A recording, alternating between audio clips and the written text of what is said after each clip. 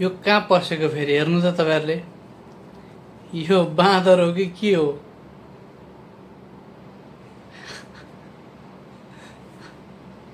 फेरि अर्को पनि आयो, माथि माथि पस्दैछ, कपडा पनि च्यातो। अचम्मको बाँदर रहेछ यो।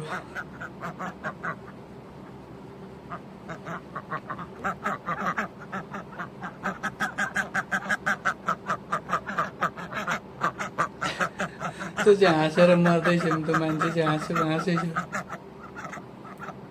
फेरि पसो पसो पसो पछाडिपट्टि चाहिँ हाँस पनि रहेछन्, मयूर पनि छ।